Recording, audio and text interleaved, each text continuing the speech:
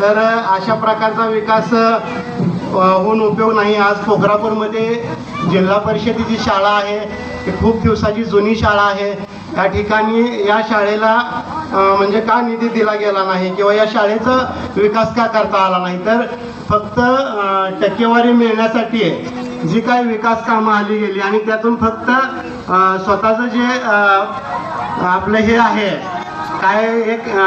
100%तनं 60% काम करायचं आणि 40% घरी घेऊन जायचं,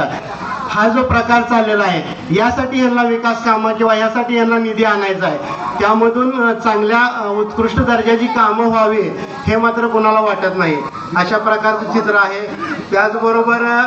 दुसरा एक मुद्दा आहे की आमच्या पोखरापूर गावाच्या शिवेला लागून